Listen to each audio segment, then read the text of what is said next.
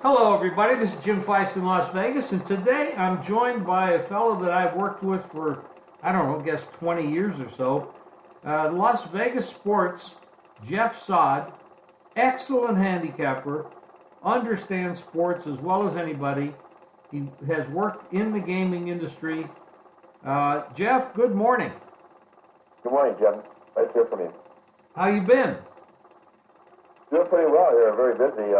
This is probably my favorite time of the year here with baseball, NHL playoffs, NBA playoffs. So right now I'm doing pretty well. Last night, Tuesday night, I had won 2 out of 3. Had two of my top plays, one the Mariners and the Brewers. So right now things are going okay. What I know about baseball, though, a lot of big favorites with all these teams tanking. It's usually September when you see this many big favorites, but so you got to pick your spots now, Jim. Well, you definitely have to pick your spots. I haven't laid a price over 130 so far this year, and I'm up pretty good. And as a matter of fact, this is crazy, but almost every time Kershaw pitches, I go against him. Yeah, I'm getting these big numbers, and the guy just hasn't been able to win. Whether it's his fault or the team's fault, or I just try to dance through the raindrops. I'm not going to lay a price. I might lay 140, 150 sometime, but I haven't done it yet. Everything's been 130 or less, and mostly dogs.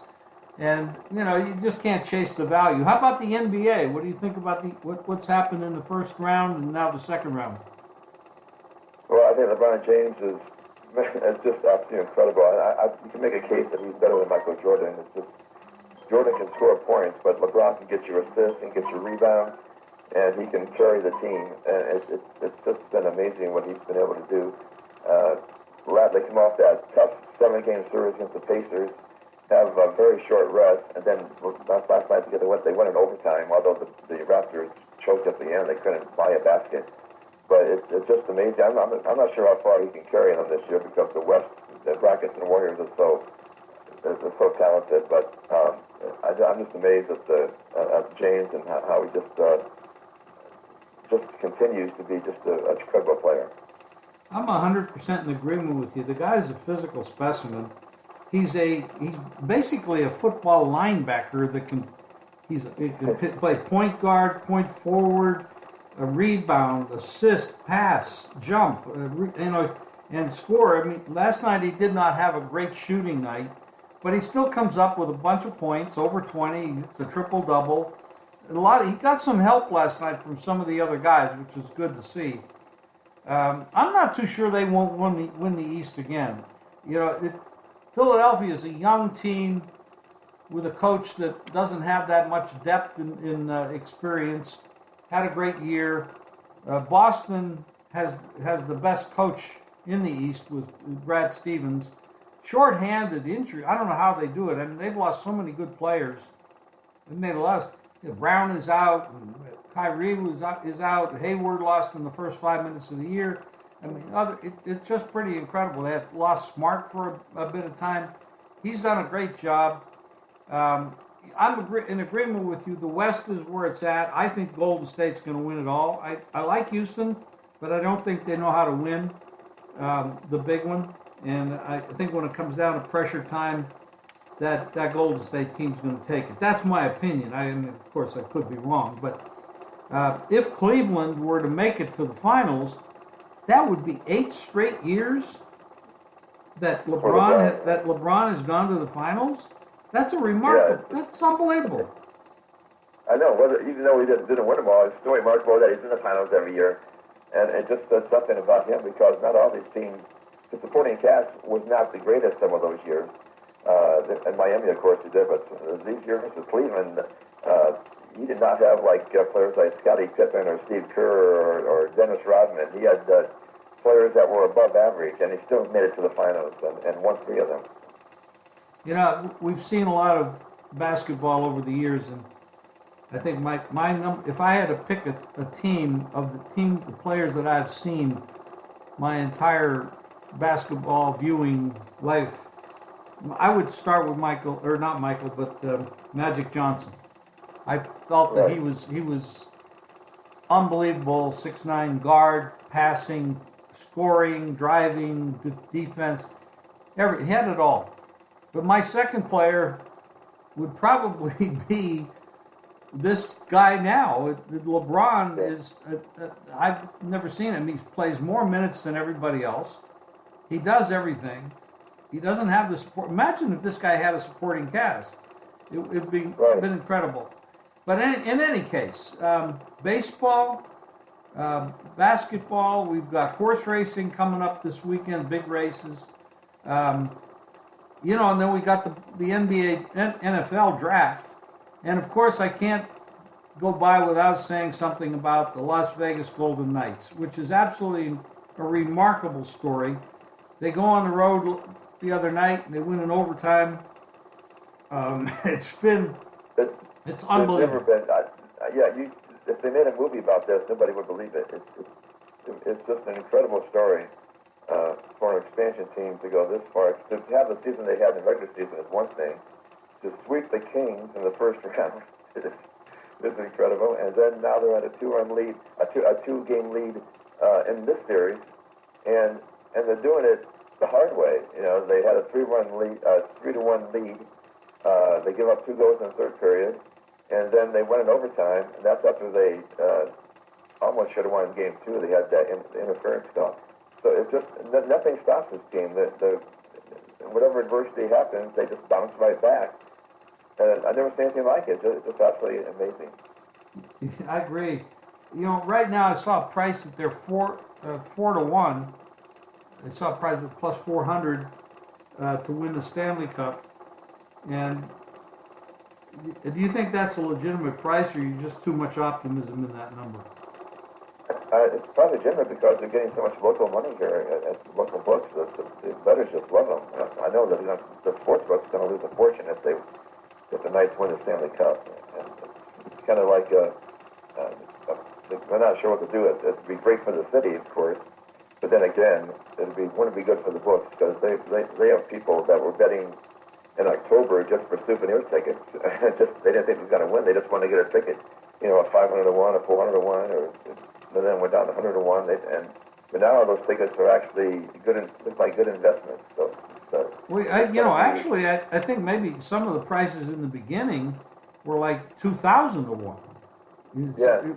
They were remarkable prices, and nobody ever thought this would happen. So it's a very interesting time. Anything that you any subjects out there in any of the sports that you want to dig into? Well, I was reading this morning. Baseball.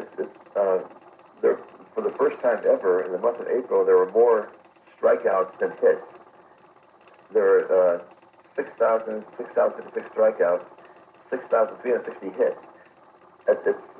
So you see how much the game has changed. It used to be strikeouts were something you don't want to, like Don Damley said, it used to be embarrassing to strike out. Now it's nothing to it. And right now it's just it's either home runs or strikeouts, and it's really changed the game. I'm not sure if it's for the better or not. As from a handicapping standpoint, I'm not sure if it makes that much difference, but it's just one thing to watch here in baseball. There's just so many strikeouts now, and I'm not sure. You think there's any effect on handicapping? Does that affect the way you handicap the game? I think it does. There's an analogy, I think, looking at the NBA, shooting 3-point shots all the time. I mean, that's right. Yeah. So it's like it's almost like an ego-driven mentality now. Let's hit a home run. I don't care if I strike out, as long as I get my home runs during the year. My batting average might be 220, and I might have 25 to 30 home runs. That's okay. In the old days, that wasn't the case. I mean, when we had, they wanted batting averages, they wanted to steal bases. In basketball, it's the same thing. If you got 7-foot guys like Joel Embiid, he's 7'2", he sits on the outside shooting threes. I mean, the game's all sports. They swing. Like in the NFL, they've gone to the quarterback-driven mentality, where in my mind, that if you don't focus on a strong offensive line and running game, your quarterback's never going to be solid or consistent. So, and I think you're going to start to see these pendulums begin to swing back to the norm. You can't get away from solid fundamentals for too long without the smart guys out there realizing you got to play fundamental sports strategy in order to be consistent. So you get a team like Boston, and the other night, it was a perfect example. Boston hit 17 out of 36 threes. That's unbelievable. But Philadelphia hit 5 out of 26 threes. So it's a very fickle statistic. And if you're looking for stability and consistency in your handicapping, you're not going to know if the team's going to go out there and hit 5 out of 30 from three-point range or 15 out of 30 from three-point range. And that makes a monster difference. It's a 30-point difference in the scoring. So, I think that you're seeing that in all sports. We have, so I think it's society. We have this me, look at me kind of thing, and eventually it swings back. And I think you're going to start seeing it swing back. In the draft, we had several running backs taken in the first couple of rounds of the draft that in the past couple years we didn't see that. I think they're wising up, and also you got teams out there that said, hey, let's build our offensive line. Gee whiz, maybe if we build our offensive line, our quarterbacks will be a little better. They won't be on the ground all the time, and they won't be getting hurt. So I think logic and responsible management is coming back into it in the short run. I think it's going to continue in that direction in all the sports. And as far as the baseball hitting home runs and striking out, I don't see that changing for a while because it just seems to be too accepted. You don't have any of the small ball players anymore. Bunt the ball, get on first, steal second, that kind of thing. You don't see that. They just want to drive it over the fence. And so I think that'll go that way for a couple of years, and then it'll start to swing back. Yeah, another thing about the running backs, I'm Detroit Lions fan. They haven't really had a good running back since Barry Sanders, and Matt Stafford is just getting killed every year. His talent is being wasted because they don't have a running game. And just every year I remember Matt Millen, of course, never drafted a running back. He passed on Adrian Peterson. He passed on Steven Jackson. But you got to have. I know the game's different than it used to be, but you got to have some kind of running attack to give the quarterback a break. And that's, I think, the fact that there were more running backs drafted, maybe they're finally coming around to that kind of thinking. I sure hope so. They're paying the quarterbacks too much money not to protect them. And part of protection is running the ball effectively to slow down the pass rush and having an offensive line that can both pass block and run block. And when we get back to those fundamentals, people will start getting hurt less, and you'll be able to hold on to your quarterbacks. And that's a good conversation, Jeff. I'm glad you did this today. I'm glad you took the time.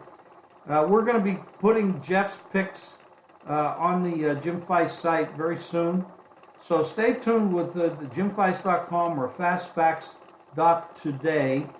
If you can't get it on the Jimfeist.com, just go fastfacts.today or Jimfeist.com. My picks are there, and Jeff's will be up there pretty soon as we work out the technology to get that on there. And I talked to the IT department to do that in a very short period of time. Jeff, thank you very much. I really appreciate it, and I think the fans will enjoy listening to your comments and your wisdom. Thank you, Jim.